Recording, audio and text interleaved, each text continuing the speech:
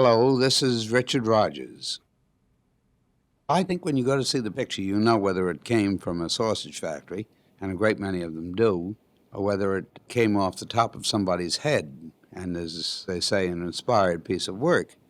Somebody says, let's get these shots of Salzburg from the air, where nobody else has ever seen Salzburg before. And we build this and finally discover Julie Andrews in a meadow high above the town. And we'll come closer to her and closer, and she'll come running toward us. And by the time she reaches us and we recognize Julie Andrews, she owns us. Now, this is not a sausage factory at work.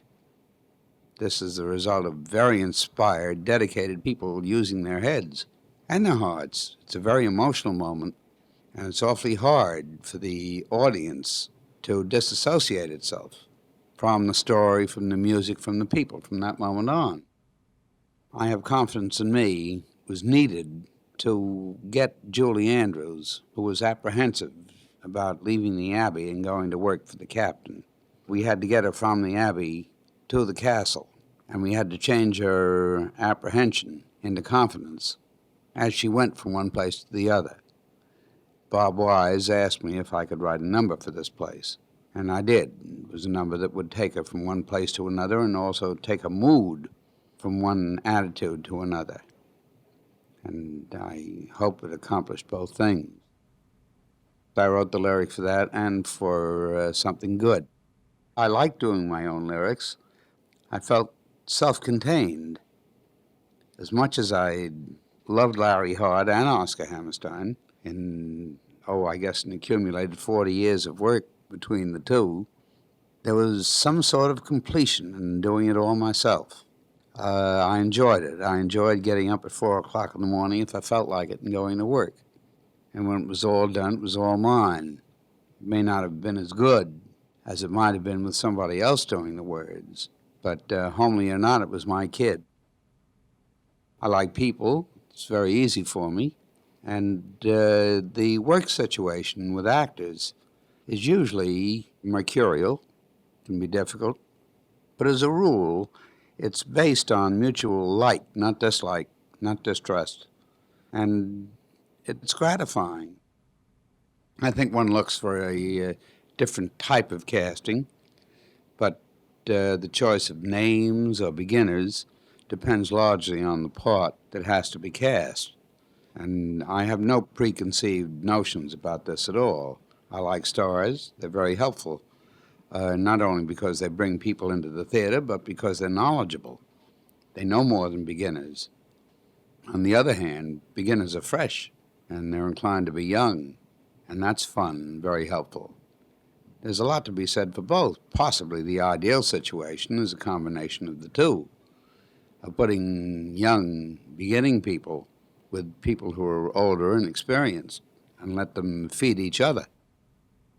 Victory at Sea was not meant to be a series of songs, even placed in situations as songs are on musical shows.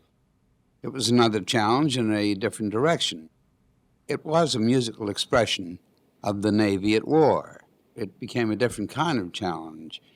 But even though that music was done in so-called symphonic form, the actual material was not symphonic, it was not difficult, it was quite simple. I can prove that by the results. I had wide acceptance, and the president of the recording company, Victor, presented me with a gold album, which meant that Victory at Sea had sold over $1 million worth of albums. Well, you don't get that if you're off on an ivory tower and not appealing to people.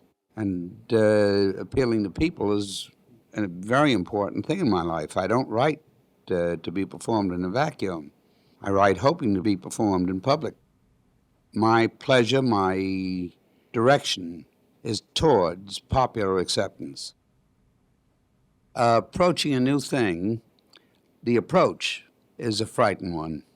In spite of an intellectual attitude, there's an emotional one, which even at a much earlier age than mine consists of feeling that you're never going to make it. But once you get the first olive out of the bottle, the first piece of work done. You say, well, I'm still living, I've still got muscles, I think, I feel, and I'll be able to finish this job. But before the actual beginning work is done, there's always in back of the mind that little worry. Maybe this one is the finish. Maybe I won't make it this time. This is true of all writers. I've discussed it with many, many people, with painters, all sorts of people who deal in the arts and who are supposedly creative. They're all worried about that next job, about being able to complete it. I think that one becomes an old pro by being frightened. I think you comfort yourself out of the business, unless you are a little frightened, a little apprehensive, and terribly, terribly careful. Every time you get up at bat, you have to hit the ball again. And it's a question of whether you strike out or hit a one-bagger or a homer. It's a brand new project each time and has to succeed or fail by itself according to your lights. Now, the press and a certain small element of the public is interested in comparative values, whether it's as good as your last job or somebody else's last job.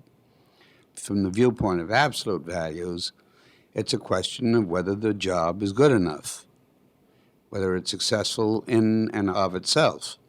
And this is what makes you nervous, because the score you wrote 2 years ago has nothing to do with the value of the score that is now going before the public. So you're frightened all over again. And if you've been around long enough, you realize there are enormous pitfalls. It's very much like the difference between a child and an adult. Child goes ahead and plays and does whatever he has to do and isn't particularly concerned with failure because he hasn't experienced it. And he hasn't even experienced other people's failures. But as he becomes an adult, he becomes more apprehensive because he knows what the dangers are.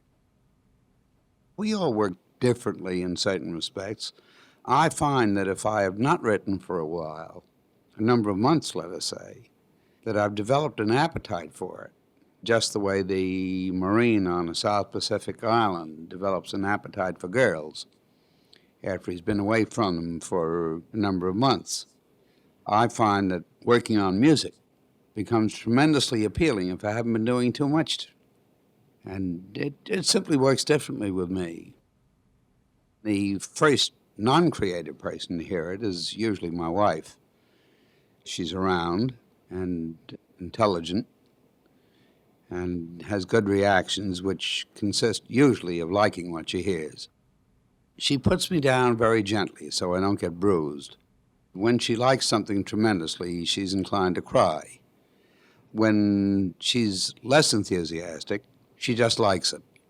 And I've learned to take a reading on these reactions, and I know pretty much what she's telling me. I love writing. I enjoy the sounds. I enjoy the problems. Certainly the solutions of the problems are gratifying. I get enormous pleasure out of it. It isn't simply an exercise that I have to go through to stay alive or to eat. And I don't do much pencil sharpening because I don't like to waste time. I don't need external stimuli. I don't have to drink to work. I don't have to be surrounded by friends who prod me on. There's anything gratifying. A good piece of steak is something like a song. A nice walk in the country, listening to somebody else play, listening to a symphony orchestra. A million things that are very much like the gratifications that one derives from writing.